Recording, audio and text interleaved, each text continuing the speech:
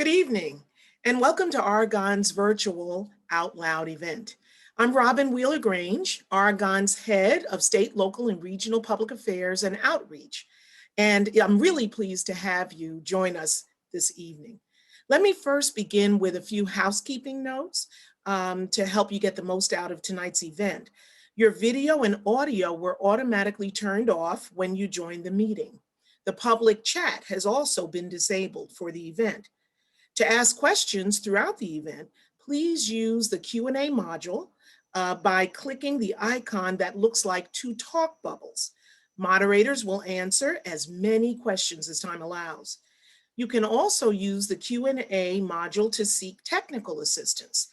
For example, if you can't hear the presenters or see the slide deck, use the Q&A feature to let us know your issue, and a member of our team will connect you with help. Finally, please note that this event is being recorded and will be posted for viewing at a later time. By participating in this session, attendees consent to being recorded. Now, it's my pleasure to introduce Stephen Streifer, Deputy Laboratory Director for Science and Technology, Interim Associate Laboratory Director for Photon Science, and Director of the Advanced Photon Source. Stephen, take it away.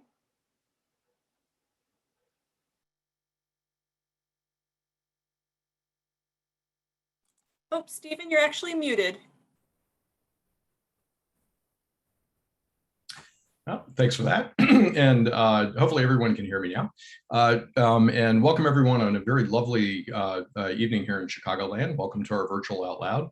I'm Stephen Streifer, and as Robin mentioned, I serve as Deputy Lab Director of Science and Technology and Interim Associate Laboratory Director for Photon Sciences. In my role, I have the honor of working with Argonne's 1,400 scientists and engineers who deliver innovative research and technologies that unlock new frontiers for America's energy future and economic growth. Next slide, please. This year, Argonne is celebrating its 75th anniversary. In 1946, we started with a research focus on nuclear energy and a founding mission to develop peaceful uses for nuclear power. Over the decades, we've expanded to become a multidisciplinary science and engineering research center, accelerating our country's security and prosperity. Argonne conducts leading-edge basic and applied research in virtually every scientific discipline. We contribute to many parts of the U.S. Department of Energy Office of Science portfolio, including advanced scientific computing research, basic energy sciences, biological and environmental research, high-energy physics, and nuclear physics. We look at how we can apply what we know to improve the planet, our livelihoods, and our lives. As part of this effort includes our work to advance quantum information science. I'm pleased to tell you that Argonne is leading the way in this cutting-edge field. Our Argonne Quantum Initiative harnesses the power of quantum features to advance new generations of communications and information technology. Argonne scientists run one of the largest quantum loop experiments, almost a quantum internet, in the country. We are founding members of the Chicago Quantum Exchange, devoted to increasing the region's awareness of quantum technologies and increasing entrepreneurship. And we recently launched QNext, a quantum tech hub and foundry, and Duality, our quantum entrepreneur incubator, in partnership with the University of Chicago. Tonight, we'll focus on these efforts and other exciting research underway at Argonne. Our many new initiatives, which you'll hear about momentarily, come at a time when countries around the world are racing to unlock the potential of quantum technology. The competition is intense, and the U.S. science community is deploying every resource to remain at the forefront. Argonne and its industry and university partners have positioned our region to be the epicenter of this key industry of the future. With our history of pivotal discoveries, pioneering collaborations, and powerful facilities and scientific tools, we're advancing the frontiers of quantum information science and nurturing an R&D ecosystem in the Midwest that is robust and collaborative. Our moderator for tonight's discussion is Stefan Wild, Senior Computational Mathematician and Deputy Division Director of the Mathematics and Computer Science Division. Stefan's team, along with the other computing divisions, provides intellectual and technical leadership in applied mathematics, computer science, and computational science. To that end, they tackle problems that require innovative computational tools and technology for transformative science over the next several decades. Stefan, thank you for leading our discussion, and the floor is yours. Great, thanks, Stephen. And good evening, everyone. It's my pleasure to be with you. I'm looking forward to tonight's discussion. Quantum information science, or QIS, is a national priority. And as Stephen mentioned, we're in an international quantum race. Countries are spending billions of dollars investing heavily in quantum. And to ensure US leadership in QIS, the National Quantum Initiative was signed into law in 2018. It establishes a coordinated federal program to accelerate quantum research and development for economic and national security. Argonne is playing an integral role in the research and development of quantum information science. Argonne's quantum portfolio includes research and development in sensing, materials, simulation, and communication. This exciting new technology has the potential to revolutionize national and financial security, improve the speed of drug discovery, advance and scale advanced computing systems, and provide new career opportunities to the next generation workforce. For this evening's program, we're fortunate to have two of Argonne's leading scientists in quantum joining us to present on the lab's groundbreaking research and provide insight on the 5 W's of quantum. That is, what is quantum information science? Why is the development of this science and related technology so important? When can we expect to see quantum technologies? Where is quantum research being done in the Chicago region? And who are the scientists and partnering research institutions working to make Chicago a national quantum tech hub? Our first presenter tonight is Joseph Harmans. Joe works on a wide range of quantum applications, including the fundamental development of quantum materials and hybrid quantum systems, scalable quantum technology, and quantum sensing and communication implementations. Joe's also a part of a team of Argonne and University of Chicago scientists who a little over a year ago, successfully launched a testbed for quantum communication experiments from the lab. And this testbed, called the Argonne Quantum Loop, is currently among the longest ground-based quantum communication channels in the country, and part of the broader Chicago metropolitan scale quantum network being developed by Argonne and the University of Chicago. Catherine Harman is our second presenter. She is one of Argonne's Maria Gopart-Meyer Fellows, and as a recipient of this prestigious fellowship, Catherine has displayed outstanding leadership in quantum scientific research. She's developing cutting-edge materials growth techniques to push quantum scientific research and technology forward. Catherine studies the fundamental nature of quantum materials using new approaches made possible by the Advanced Photon Source, a DOE Office of Science user facility, and a world-leading source of high-energy X-rays located at Argonne. Thanks to Joe and Catherine for participating in tonight's program. And at this time, I'll turn things over to you, Joe. Thank you, Stefan. So yes, thanks for the introduction, and thanks for everybody behind the scenes to organize this out loud. It's a very unique opportunity to talk about a little bit about our research. So as Stefan said, I'm Joe Harmans. I'm a staff scientist in the Material Science Division and the Center for Molecular Engineering, and I have an affiliated appointment at the University of Chicago. And I'm happy to talk about the 5 W's of quantum. Next slide, please. So a little bit about the who, and with that, I'd like to give a little bit of a backstory about my own path to quantum. And so I've always been interested in science, as many scientists have, in dating back to middle school and high school. And I was always interested in both the technical side and a bit of the abstract. And I had some creative interests in music and music theory. And so when I was going into my undergrad, my bachelor's, I essentially studied quantum engineering, computer engineering, which is hardware development, and as well as doing music theory. And that sort of scratched the itch for both the technical and the abstract. And I was lucky enough to finish my computer engineering degree a year early, and I still had to finish my music degree. So out of curiosity, I started taking some physics classes, and specifically in quantum mechanics.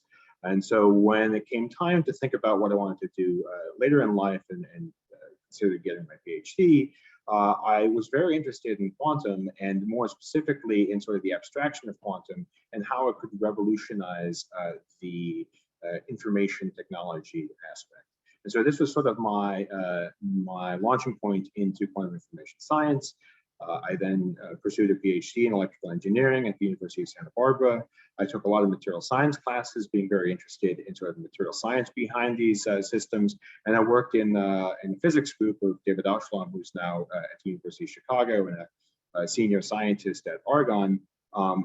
So that sort of mixture of computer engineering, electrical engineering, material science, and physics kind of shows the multidisciplinary path of quantum and a little bit about what quantum is all about. And next slide, please. So the who more broadly is that quantum is really at the crossroads of many disciplines. There's, of course, a lot of physics involved. There's a lot of quantum mechanics involved.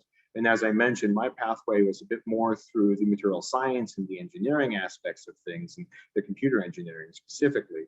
But we're also very interested in engaging other fields of science, like biology, where we're very interested in using quantum sensing, which Catherine will talk a little bit about, on bioimaging and new biological simulations. There's also chemistry, the need to study the surface sciences and what sort of affects the quantum states that we're studying, as well as modeling some of these new molecular qubits and molecules in themselves. And then finally, there's also the field of computer science, which, if we were to build a quantum computer, we need new algorithms, we need simulations, we need a lot of the infrastructure that comes with the quantum information to develop in tandem with the QIS ecosystem. So with that, we need this multidisciplinary background. We also need to develop a broad quantum workforce. What I mean by that is not just as far as fields, but as far as sort of levels of skill. And so one thing is obviously there's a lot of research-based science in PhD level scientists working on this, but we also need to engage engineers and technicians to sort of develop the next generation tools that enable a lot of this technology. Things like developing better cryogenics or better amplifiers or even just better optical fibers is highly necessary for a lot of the technology that I'll be talking about today, as well as develop a workforce to sort of help maintain and improve these processes. So I really want to motivate the fact that it's not just a multidisciplinary field, but we also need people at all levels. Next slide. So with that, a little bit about what quantum is, and in 20 minutes, I don't really have time to explain all of quantum mechanics. So just to give a little bit of intuition, quantum is effectively a different way about thinking about information. And so an example is we're speaking today through what I would call classical computers, what most people would call modern computers. And this is based on sort of digital information. And we call this the classical computing bit. And so a bit is essentially either a 0 or a 1. It's stored in your computer. It can be transferred across through fiber optic cables, but it essentially forms the basis of the digital world that we live in. And what's interesting is, as the bit has been developed for the last 50 to 70 years, they've improved sort of the scalability. So you've seen computers become smaller and smaller, devices become smaller, memory get larger and larger. And that's been the scaling that's occurred for the last many decades. But this digital information is effectively reaching an atomic limit. And essentially, a single device or a single transistor in a processor now is reaching about 5 to 10 nanometers. And that's really sort of the atomic scale. So about a factor of 10 bigger than the atomic spacing between some of the materials that these systems comprise of. And that atomic limit really speaks to the nature of quantum mechanics, because once you start getting to that atomic scale, the laws of quantum mechanics start to play a role. And so the classical people who design classical computers have been very clever in designing ways around this, using quad-core processors or adding more cores to your processor. And they've been very innovative as to how they've continued to sort of improve classical computing. But there's also been a lot of interest in developing a different way of thinking about information. And that's where quantum information science first got its start back in the 80s. And the interest is not only how do we use quantum to store information, but how do we access some of these unique quantum features to do interesting things. So that theory sort of developed in experiments, research experiments started in the 1990s and have continued today. And the basis of a lot of what we're talking about is the equivalent of the bit is the quantum qubit or quantum bit. And we can store information in zeros and ones. We still have, a zero quantum state and a one quantum state, but we also have access to these unique quantum features, like a mixture of states. And this allows us to actually store a vast amount of information in a single qubit compared to a classical bit. There are also unique laws of quantum mechanics, like the no-cloning theorem, where we can't replicate a quantum state directly without knowing a little bit about it. And we also, they're very delicate, they're very fragile states, and so we can use them in ways to advance quantum sensing and different imaging protocols. So what quantum technology really is a completely different way of thinking about information and using these unique quantum features to create, store, and transfer this information. Next slide, please. So then why is quantum relevant? So there's been a lot of interest in quantum in recent years, and the three main focus topics are in quantum computing, in quantum communication, and in quantum sensing. So in quantum computing, there are companies like IBM and Google that are partners in the CQE and the QNext, and they're very interested in developing sort of the next generation quantum computers based on superconducting qubits. And what we can do with quantum computers is open up very unique algorithms that are substantially faster than classical algorithms for things like encryption. We can also use quantum mechanics or use the complexity of these quantum computers to simulate the quantum mechanics of the natural world. So essentially, if you look at things like molecules and the interactions of a lot of systems that occur naturally, they actually behave quantum mechanically at the atomic limit.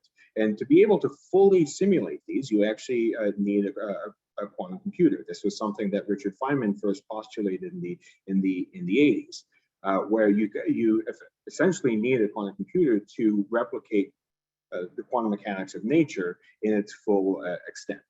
So that's the motivation behind computing, essentially lots of simulations and lots of information storage and modeling complex systems. In communication, the idea is using the quantum state as a vehicle to transmit this vast amount of information. And there, we also can harness secure communication in the sense that we can use this no-cloning theorem that essentially means that as we transmit the information, if someone were trying to read that information, it essentially interact with that quantum state and inherently destroy it. And so the send and the receiver would immediately know someone is listening into that communication channel. And furthermore, there are also ways of encrypting that quantum information. So even if they get that quantum state, they still don't know what that information is. So that's really a strong motivation for secure communication. A little bit of intuition. It's a bit like, the information essentially is destroyed. It's a read once kind of thing. Like this message will destroy in 1 nanosecond kind of deal, where you have a chance to read the information, but as soon as you interact with it, it sort of disappears, which creates a very secure form of communication. So the last one is quantum sensing, and Catherine will talk a little bit more about this, but the idea behind this is using the fragility of the quantum state to measure the local environment. This is very interesting from a biological perspective, from a material science perspective, and it follows similar principles to something like magnetic resonance images or MRIs that you find in hospitals, except now we're working towards doing this at the atomic scale and with very, very high sensitivities. So this allows us to look at very small, very complex systems with the fragility of these quantum states as sort of our sensor. Next slide. So the next question is when, and as Stefan and Stephen talked about before, there's a strong investment in quantum happening right now. So the National Quantum Initiative was signed in December of 2018. This led to money being invested in the Department of Energy quantum centers, including 2 in the Chicago area, And the one that's Argonne led is QNext, the Next Generation Quantum Science and Engineering session. And this is a QNext, this is an Argonne-led effort that actually was started a year ago today in August of 2020. And here we're really interested in developing the devices and the materials of scalable devices and materials of next generation quantum devices for entanglement and various different long-range experiments. There's also Duality, which is an accelerator program in the Chicago area, essentially investing in quantum startups and accelerating the commercialization of quantum startups. This started in April of 2021, and the first cohort of Duality just started last month, I believe. And this is to really nurture sort of the new ideas and the commercialization of quantum technology and make Chicago as a quantum hub for this technology. Next slide, please.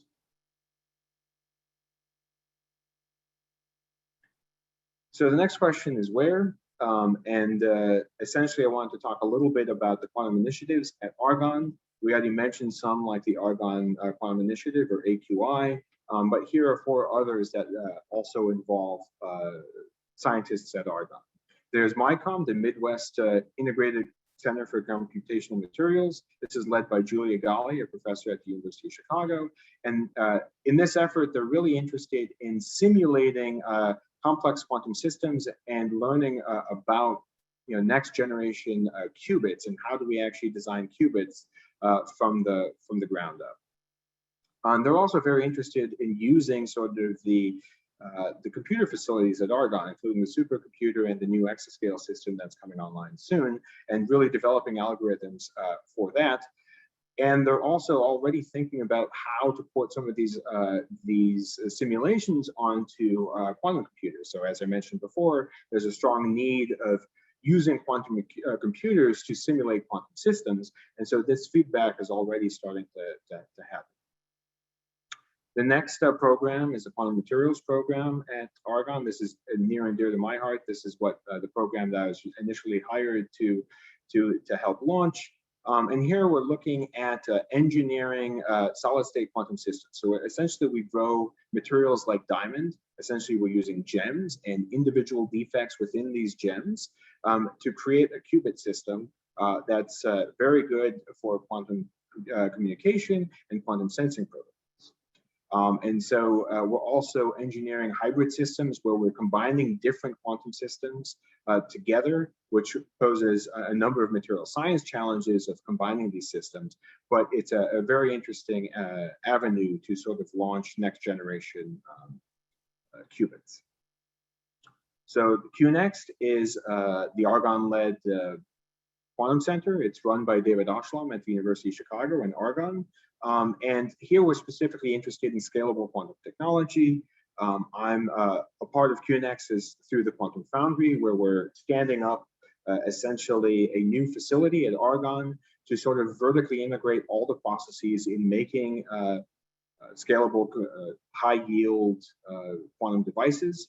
And so we're working with partners at SLAC and Stanford, as well as University of Wisconsin and UIUC. And we have 10 corporate partners, including HRL and IBM all over the West Coast and East Coast, as well as in the Midwest. We have small companies out of Michigan and Illinois as well, to really bring sort of the technological transfer from sort of the research level, the research lab experiments into actual proper quantum technology. And finally, I wanted to spend a little bit more time talking about the Argonne Quantum Network that was talked about earlier. Next slide, please. So as mentioned, we're building the Argonne Quantum Loop, which is part of the broader Argonne Quantum Network. This is a metropolitan scale fiber optic network to start testing protocols for quantum communication networks as sort of the basis of the next generation quantum internet. So what this initial demonstration was, we actually ended up using existing fibers that ran underground in around Argonne. These were fibers that were originally installed by AT&T about 10 to 15 years ago. And we repurposed them to essentially create two quantum channels, two pairs of fibers that go from Argonne out to the Barton Toll Plaza near IKEA and back, and testing real-world protocols. And what I mean by real world is essentially these fibers are just buried under the highway. They have trucks driving across them, causing vibrations and disturbances. And as I mentioned, these quantum states are quite fragile. So you can imagine that a truck driving over it's not going to do any wonders. And there's also things like the involvement of weather. So the fact that, you know, we have in Chicago, we're often 90 degrees one day and 50 degrees the next. This leads to thermal contraction of the fibers and changes of real world conditions. And our protocols and our experiments need to adapt to these to be able to convey that quantum information. So we've had a few demonstrations already, one last February of 2020, and another one in November of 2020, using these various fiber networks to start building up the basis of quantum communication and quantum correlation measurements. And we're continuing to expand sort of the Argonne quantum network throughout the metropolitan scale to sort of build multiple nodes. Next slide, please. So with that, with my final slide, hopefully I've talked a little bit about the 5 Ws of quantum. I've also hopefully emphasized that Chicago is positioning itself as a quantum hub. There's heavy involvement with QNex and organizations like the Chicago Quantum Exchange. We're also very much engaging industry, both at a local level and small industry, as well as large companies like IBM and Google. And we're also very interested in educating and motivating the next generation quantum workforce. And I really want to emphasize, again, this multidisciplinary aspect of quantum and the multi-levels of quantum backgrounds. And we're very interested in motivating high school students to consider quantum as you know, either an interest or a career from a number of different fields, and really sort of grow this workforce development in quantum. And with that, I'd like to introduce Catherine Harman. She's a Maria Goeppert Meyer Fellow. She works in my group at Argonne jointly with the synchrotron radiation studies, focusing on X-ray experiments. And her background's in applied physics and X-ray physics. And she will talk a little bit more about quantum sensing. Great, thanks, Joe. And thanks to Stefan for the earlier introduction. As Joe said, I'm Catherine Harman. I'm a Maria Goeppert Meyer Fellow here at Argonne.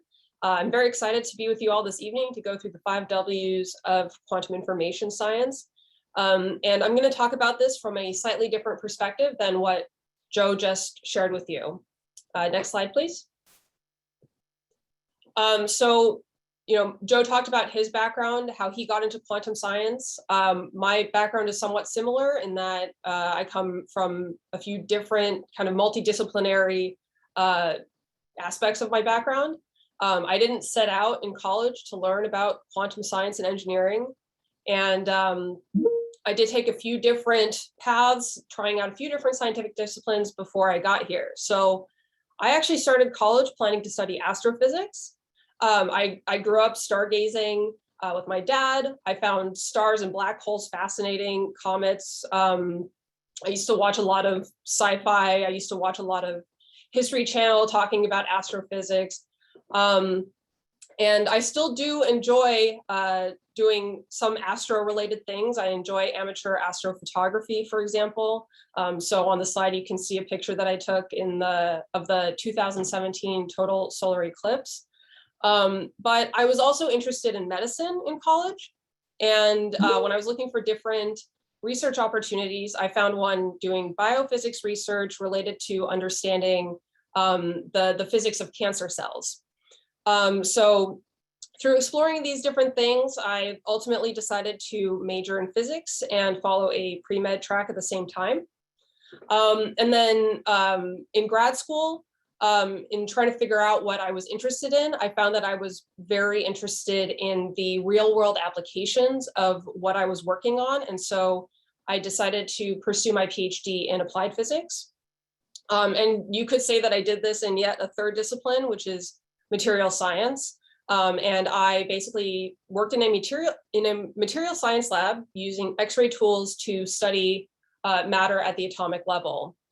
And that's really how I got into quantum, is studying the atomic scale behavior of materials.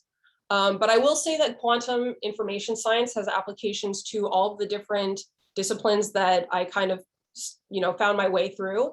And today I'm actually going to share one specific example within the context of sensing, as Joe mentioned, that ties back to my undergraduate research experience in biophysics. Next slide, please. So Joe gave you this really great overview of quantum information science and talked a lot about what Argonne is doing in the fields of communication and computing and things like that. Essentially, quantum is an area of research where scientists turn the strange features of nature's smallest scales into practical applications. And one of the coolest examples of this, I think, is something called biosensing. So first, I want to talk a little bit about what sensing means. Basically, entire fields of science are dedicated to developing sensors. They're everywhere in our everyday lives. So, your radio in your car is a sensor. It picks up signals transmitted by a broadcast station. Your camera has a sensor that senses the light coming through the lens. So basically, sensors pick up signals. Those signals are then translated into a form that we can understand and respond to. So what is a quantum sensor and how is that different? Unlike a radio antenna or a camera that we're all familiar with, quantum sensors are really, really small. They can be down to the size of an atom or even smaller. Again, it's really when you get down to that atomic scale that these kind of strange features or these quantum features start to emerge. So one thing that happens when you're looking at these really small scales, and that's really foundational for quantum sensing, is that matter can give off a very bright light of a specific color if you poke it in just the right way. So there's three things here: bright light, specific color, and you poke it. So by exploiting these three things, much in the way that a microscope sees things that the naked eye can't see, a quantum sensor can then see things that today's conventional sensors just can't.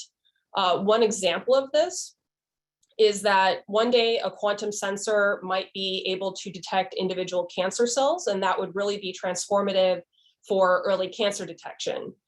So one of the biggest challenges in early detection today is that the presence of cancer signatures that a doctor is typically looking for in a blood draw, for example, tends to be washed out by the signatures from the healthy cells. So essentially, you don't have the sensitivity that you need to detect that the cancer is there. But as Joe mentioned, quantum sensors, we exploit this fragility of the quantum state. And because healthy cells and cancer cells also have subtle differences between them, they can sort of trigger that fragility of a quantum sensor that then results in a bright light being given off in the presence of a cancer cell, but no light being given off in the presence of a healthy cell. So that provides greater sensitivity and greater selectivity. And this has actually already been demonstrated in a lab setting. So, we're partially on our way to seeing this developed into some kind of technology that can then be applied in a real world setting. So this example is talking about detecting a signal in a living organism. And of course, it's called quantum biosensing. And this is really a powerful and potentially life-saving application of quantum information science. Next slide, please. So in order to kind of explain how we can pick up different signals from cancer cells or from other environments that we're trying to sense, I'd like to introduce you to one example, one material that I study, which is called silicon carbide. So in its natural form, silicon carbide gives off this kind of beautiful iridescent sheen to it. It kind of looks like charcoal with like a rainbow iridescence to it. But it also goes by the name moissanite, which some of you might have heard of because it is one of the most popular forms of imitation diamond used in jewelry. What we see by looking at silicon carbide in these two forms is that it can have wildly different appearances, and that all comes down to the different defects or essentially different irregularities in the crystal that are present. So what does this have to do with quantum sensing? In order to explain that, let's go back over 100 years to 1907. Next slide, please. So in 1907, one Captain Henry Joseph Round was working on developing early radio technology. And he discovered that the samples of silicon carbide crystal that he was studying glowed when he ran an electrical current through them. And essentially what he did was basically discover the first LED. So he also noticed that different samples glowed in different colors. And in reporting his results, he wrote this short letter to a magazine called Electrical World saying, and this is a paraphrase, but basically, I found this really weird thing. Does anybody have any idea what's going on? I just want to say that writing a short letter to a magazine is not how we report scientific results today, but I digress. So Captain Round didn't know it at the time, but he was seeing the crystal's quantum effects. The different colors of light that were emitted, so he reported yellow, green, orange, and blue, were the result of tiny atomic level defects in his crystals. And by poking them with electricity, he was essentially triggering them to give off light. And what we know from this is that different defects give off different colors of light.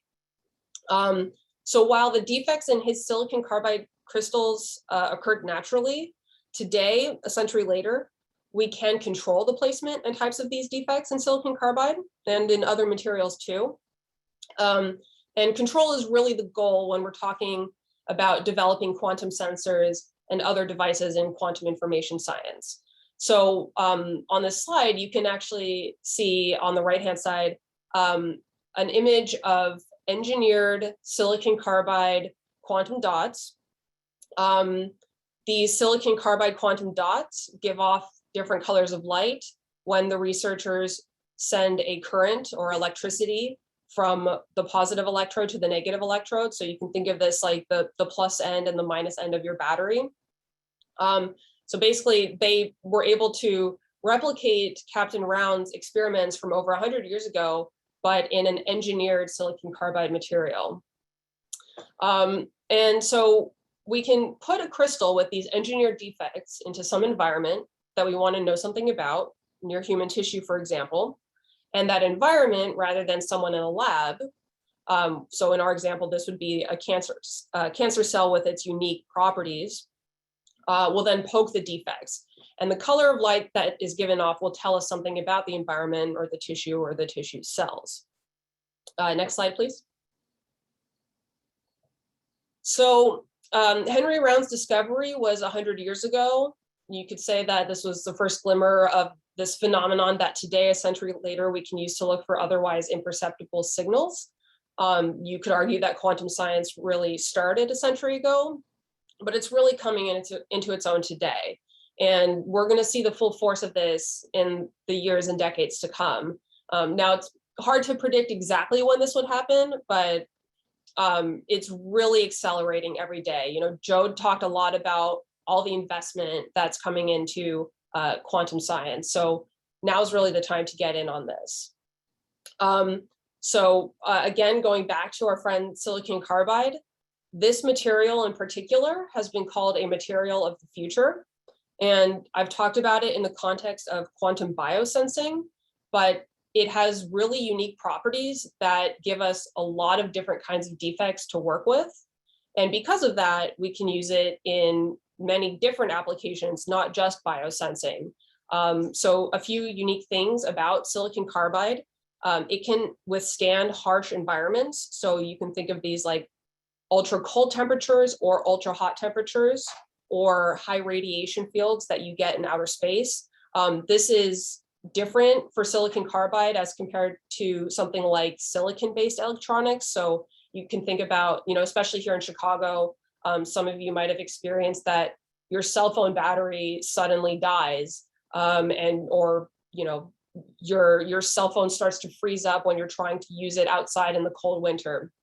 And that's because silicon doesn't stand up as well to cold temperatures.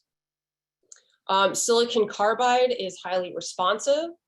Its defects give off light in response to electricity, as we've seen, but it's also sensitive to changes in temperature or pressure. So the example here is a microchip, a silicon carbide microchip. And the researchers saw that the quantum properties of the silicon carbide changed when they changed the temperature of the environment. So essentially what this means is that silicon carbide, because of its quantum nature, can be used to sense all of these different things: electricity, temperature, pressure, even changes in magnetic fields.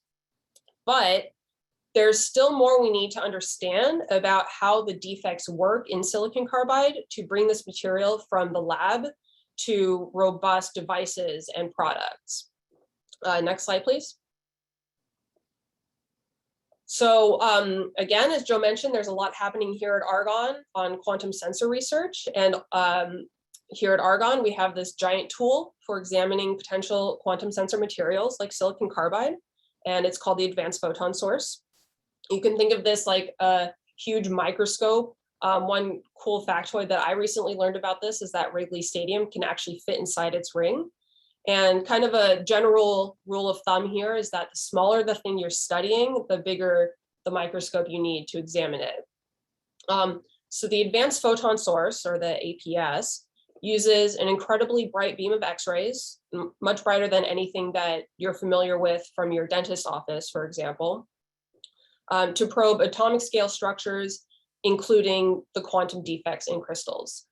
So we can place materials like silicon carbide in the path of one of these bright X-ray beams. We can measure the defects. We can observe how those defects respond in real time. And by doing this, we learn about where these defects are located in a crystal. We learn what their structure is, and we learn how the structure influences their quantum behavior.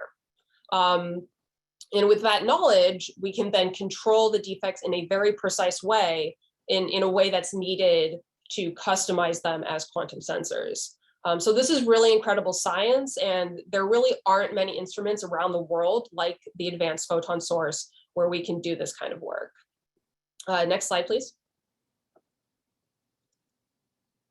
So when we research quantum sensors or do quantum science in general, we discover new properties in known materials.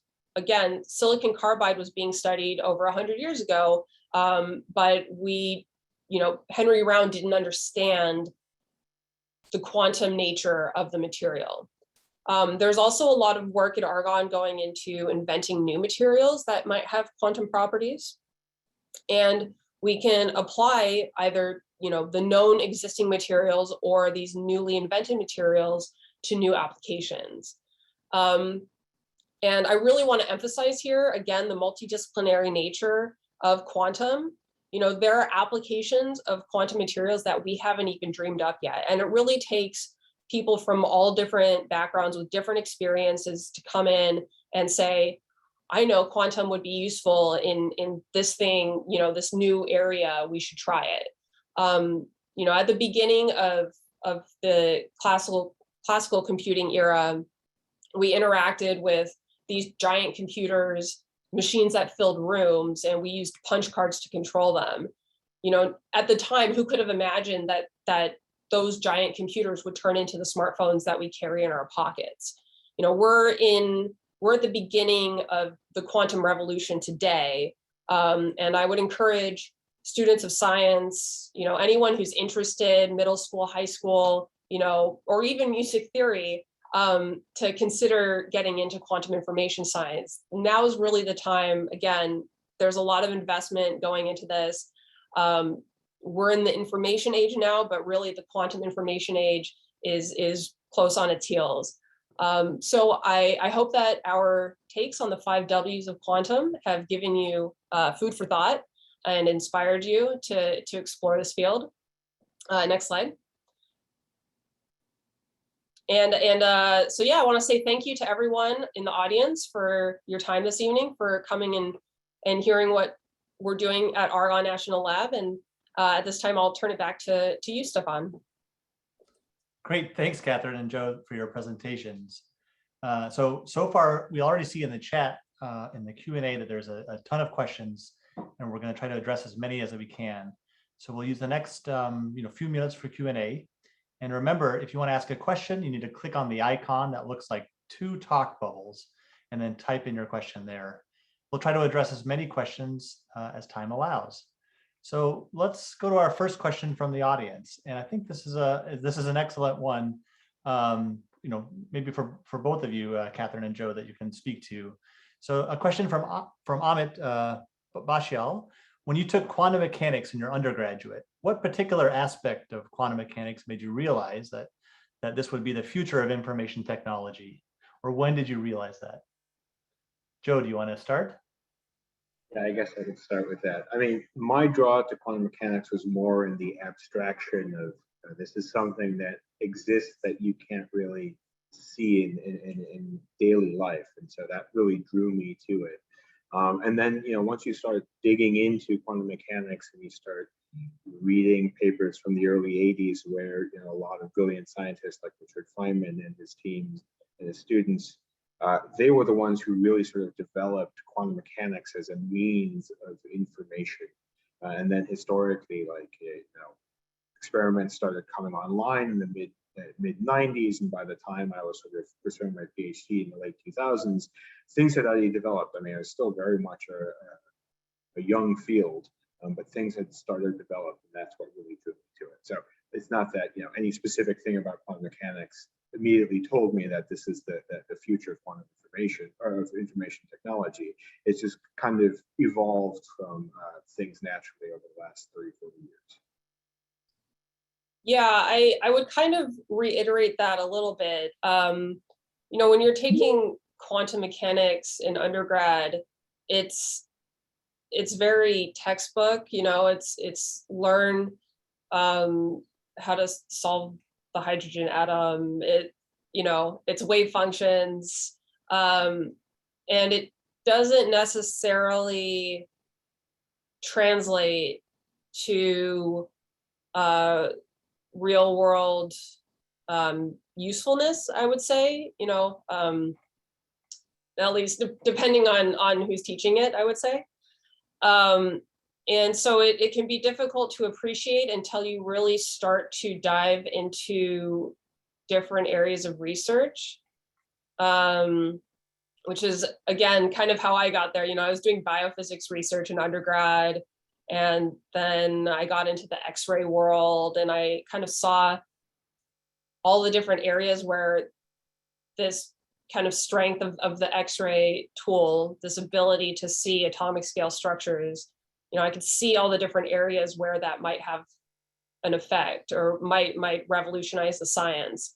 And so that's how I got to quantum, and it wasn't necessarily because of the coursework. So then a natural follow-up is actually asked by Joan. And so Joan wants to know, what would you suggest for high school seniors or college students to explore in quantum science and engineering? Catherine, do you want to start? Any suggestions for the high school and college students? So there's a lot of quantum videos on YouTube, I would say. Some of them really get in on the ground level, kind of try to teach you this intuition for quantum, but some of them are also more advanced. Some of them talk about more on the application side rather than focusing on like the mathematics and stuff like that. And I would just go explore, all of those, find your way through the quantum YouTube. Yeah, I'd reiterate that. I think I know there are lots of people working on quantum videos. PBS has a few that I think were just released a few weeks ago. More on the academically rigorous side, you can take something like a survey class in physics, like a modern physics class will often touch on quantum and give you a little bit of intuition more on the systematic mathematical academic side of things. But those are sort of the two vehicles to sort of get your feet wet. Great. Just one thing to add there also, building off of what Joe just said. So I didn't grow up here. I don't know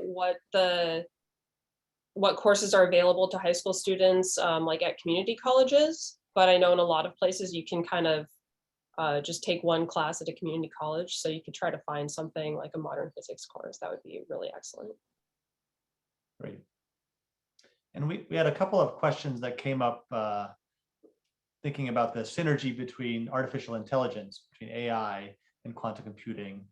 And then, one also from Emily, more specific in terms of how you might imagine quantum computing or communication can be applied for use in AI or artificial neural networks. I mean, that's a pretty in-depth question. I think one of the certainly people are thinking about the overlaps between the two, and one of the areas where we can really benefit is in sort of new qubit discovery. I think there's a lot of literature out there on what could be a potentially very good qubit, but these experiments are still at a certain level fundamentally very hard, and so it's very hard to build an experiment for the thousands and thousands of possible qubits. I'm thinking mostly in our solid state systems that we use. And so, we've thought about AI and machine learning techniques on how to actually simplify that, because there's a lot of very good simulation tools, and how do you cover a lot of ground without doing all these experiments? So that's one overlap in synergy. The other one I think is, is in the quantum control. So the ability to control this quantum state oftentimes fails, right? Oftentimes you try to do something with a qubit and it just doesn't work. And so there was a lot of work in adaptive control and computer modeling these controls. And so you really save a lot of time and a lot of processing by using AI techniques and ML techniques to machine learning techniques to essentially accelerate these processing and these control steps. So those would be the two that sort of pop in my head. Great. So a question I think from Catherine was related in terms of defects. So you mentioned controlling the defects in silicon carbide. Can you give a little bit more of an example of what does it mean to control these defects? Okay, so if you think about Joe's slide, actually, where he had the classical bit and the quantum bit, and he had this sphere. There's a 0 and a 1. You can kind of control. It's called the block sphere. So basically, you can excite one of these defects into, say, the 1 state, and you basically program it there. But because they're so fragile, if you put it into some environment that causes it to lose that programming and go to the 0 state, then it can, this is oversimplification, but say it gives off some light, then you know that it transitioned out of that state that you initially programmed it into. And so, again, oversimplification, but what it amounts to is exciting a defect into some specified state, and then relying on the environment to transition it out of that state in some specific way. I don't know if Joe wants to add something there. Yeah, so I think you had an excellent quote, Catherine, that you're exploiting the fragility of the quantum state for that greater sensitivity. I really like that. There was something in chat that mentioned the Qiskit library as a possible means for people to start exploring. So Joe, can you tell us a little bit, what is this Qiskit Python library and what kind of things can you start?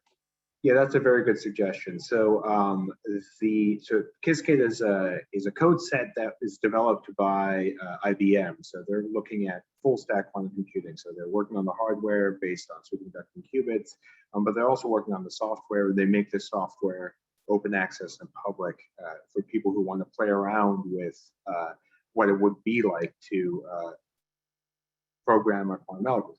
And so this is that Qiskit Python packages. There are other Python packages. There's one called QTIP, QUTIP as well. And there's some more advanced ones as well. But these Python packages are a good way to dabble in some of the simulation-based quantum protocols that people are thinking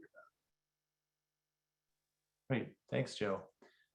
So Leo, I think, has a good question. Then, so we can talk about the Python libraries making it more accessible.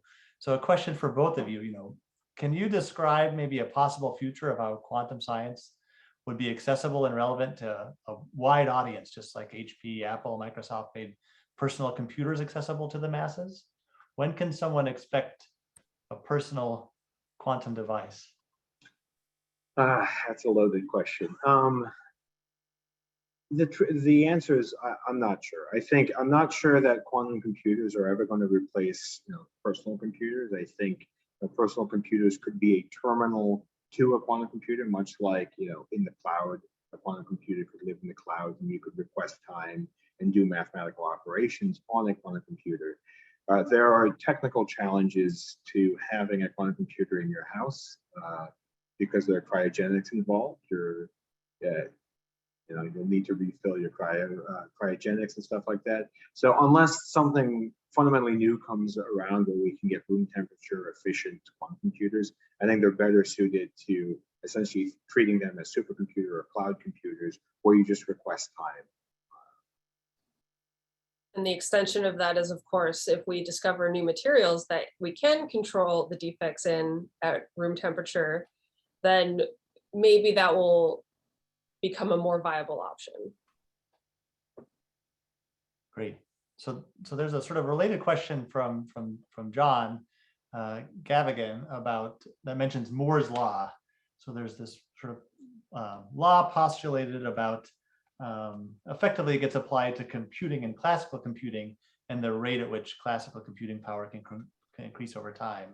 So in terms of quantum information, is there some other limits that dictate maybe the realm of the acceleration that we can expect in this space, or other limits here? Certainly a lot of quantum computing right now is limited by noise. And so there's a lot of effort in mitigating a lot of the noise that these qubits, so you get a lot of error, right? You get a lot of error in this computing. So you're spending a lot of computational time making sure that your answer is correct. But that being said, there are scalability laws. There's nothing official yet, but I know Dave Schuster at the University of Chicago has coined the Shulkoff law as named for Rob Shulkoff, one of the pioneers in superconducting qubits at Yale, as the equivalent of the Moore's law. I forget exactly what the scaling term is, but it essentially is a linear scale that mimics Moore's law for classical. But I think we're right at that cusp where people are trying to define these figures of merit and defining these laws. But we're still very much limited by the error rates on the actual computer fidelity operations and stuff like that. Excellent. It's fun to get at the ground floor right before these laws have been established and tested. Suddenly, too many dots on the chart and you say it's a law, right? So excellent. So this is a fun question. You mentioned materials, Catherine. So Bruce asks, what's one fun fantasy about quantum materials applications? Do you have a favorite fantasy quantum materials application? Wow, that's a really interesting question. I don't know how to answer that question. Maybe that speaks to all the possibilities that there are. I can't even I mean, I haven't thought about that question. So if you come back in 10 minutes, maybe I'll have an answer. Sounds good. We'll cue that up. Yeah. So you have a fantasy ready to go for quantum materials? I mean, I will say, so part of my interest is, discovering, we work on diamond and silicon carbide, and part of our interest is discovering new materials that actually act in similar ways. And one thing I did maybe 3-4 years ago is I actually went to the Hall of Gems at the Field Museum. And you can actually look at all the gems, all these transparent gems that are used in the jewelry are, for the most part, like potential excellent qubit hosts, because they have all the similar properties as diamond, even though diamond is one of the hardest materials and one of the best materials. It's often difficult to work with, as it's still diamond. And so that was sort of a fun exploration of just going through all these different gems and finding things like forsterite, which I had never knew what the hell forsterite was, as a potential host material for our qubits. So, yeah, excellent. So a lot of what you both have touched on has really been about interdisciplinary research and the teams at Argonne that are working across the lab, from the communication, sensing, quantum mechanics, material side of things. And so, John has a question about, in terms of organizational design, these cross-disciplinary teams that you're working on. What are some ways that you've seen that maybe the sum is greater than the parts here in terms of pushing the work forward in this quantum space? I mean, I think our group really speaks to it really well. Joe comes from this more computing side, computer engineering. I come from the X-ray side, and I think that, people are really just starting to look at these materials with the X-rays, and it's sort of this, there's a lot of untapped potential there. So it's not like the X-ray science is inherently new. There are new techniques that we're starting to apply to quantum. But X-rays, X-rays have been around for, forever, but, they were discovered by Röntgen back in the 19th century. So it's applying well-established tools and knowledge from two very different fields to the same question. And I think that it's going to have a big impact. That's why I'm here. Yeah, I think building on that, I think it's just, from my perspective, it works best from just joint hires or joint collaborations, and integrating people into the more QoS focused groups. Even people from the medical school at Chicago, talking to them about some bioimaging stuff, the X-ray, like Catherine's a good example. And that's how I found that cross-disciplinary stuff works best. It's just hiring someone and putting them jointly between these groups. And so they can, if they have a quantum question, they can come to our group. If they have an X-ray question or a medical question, they can go to a different group. And that really helps sort of build interesting ideas in this area. Excellent. So here's a kind of fantasy question. I would say a question is: do you foresee these quantum biosensors or quantum dots eventually being so small that they can be taken internally, like a pill? And so I think maybe, Catherine, at least you can give us a sense for how small are we already talking here? I think you have an answer. Well, so actually this is something that I think can answer both this question and the previous fantasy question. Basically the demonstration of using silicon carbide to detect small cell lung cancer was, you have your petri dish and you've got some cells, and the quantum dots integrate into those, like the nuclei of those cells. So if you are familiar with, the size of a nucleus, kind of abstractly speaking, not like literally what the quantity is, but that's how small we're talking.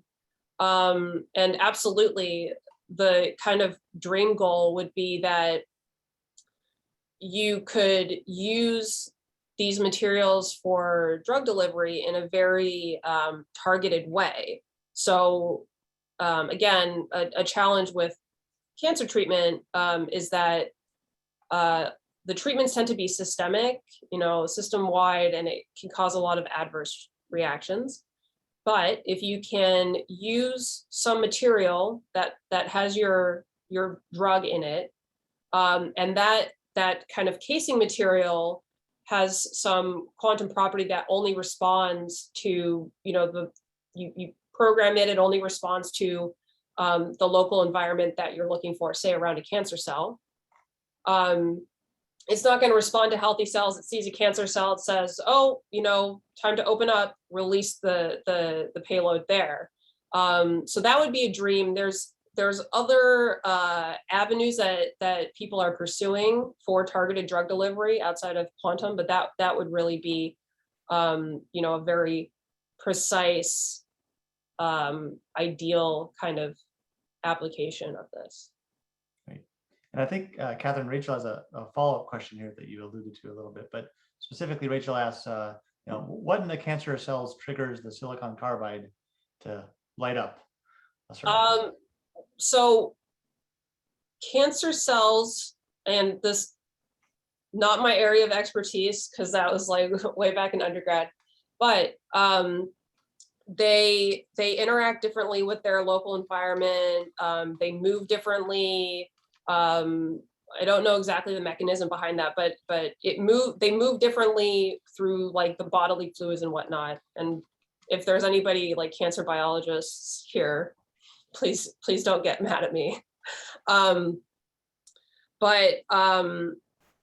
This has effects on the local electrical chemical environment, and these like electrochemical effects can trigger the silicon carbide. In the particular example of small cell lung cancer detection, the silicon carbide actually gets taken up by the cancer cells, and then the researchers shine a light on it, basically programming it into that kind of excited state, and then they naturally deprogram and give off light. And so that's how you know that it's in the cancer cells and not in the normal cells. I hope that answers the question. It's a little bit hand wavy. It's great, definitely on target and on theme.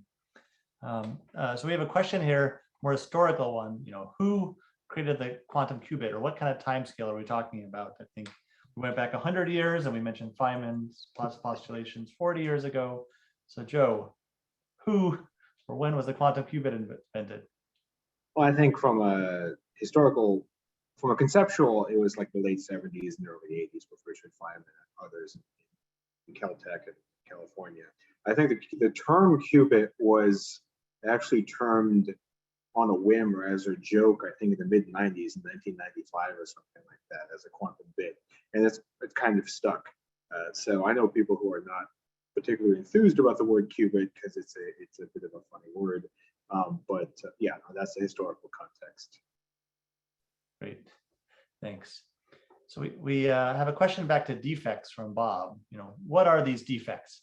Can you elaborate a little bit more on defects and their control?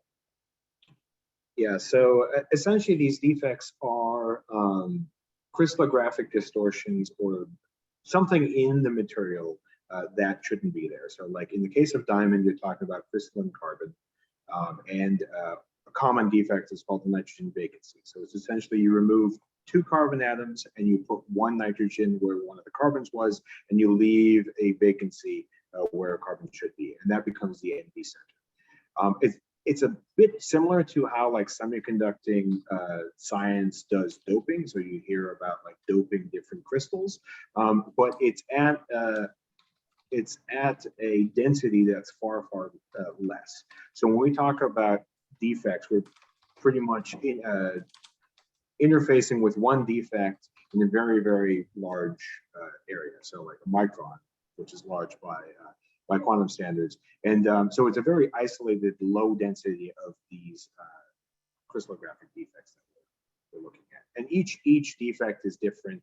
Silicon carbide, we're talking about divacancy complexes, and that starts getting in the weeds a bit, but that's generally what we're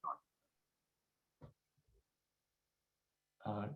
Great. I think we had some additional medical and health questions. maybe stretching the expertise, but can you imagine a scenario where this kind of same targeting concept can be applied to viral infections? And it's a great question, and I wish that honestly, I'll say I wish my husband was here because he would know a lot more about that than me.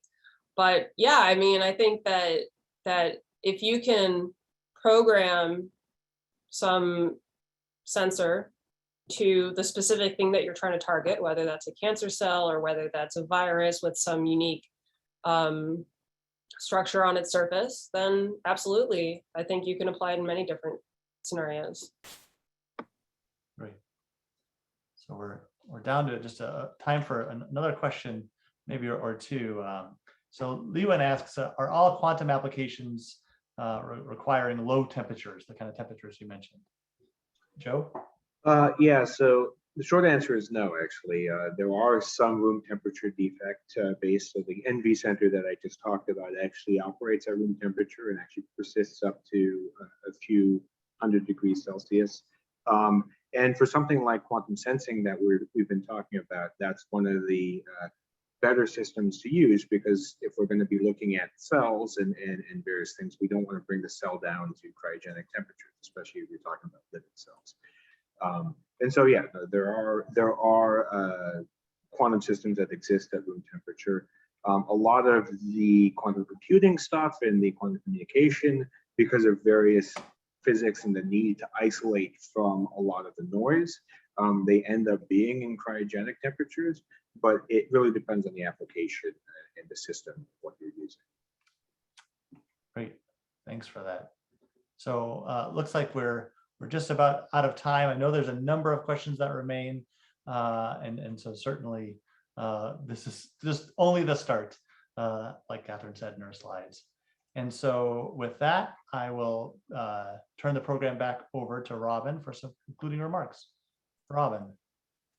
Thanks so much, Stefan, Stephen, Joseph, and Catherine. What a great discussion. As we can tell by the number of questions we got, it was really, really a great discussion, great presentations. And I want to thank not only you, the presenters, but also the audience for some really very thoughtful questions. We really appreciate that. The event has been recorded, as I mentioned, and so we will email a link to the recording to every registrant.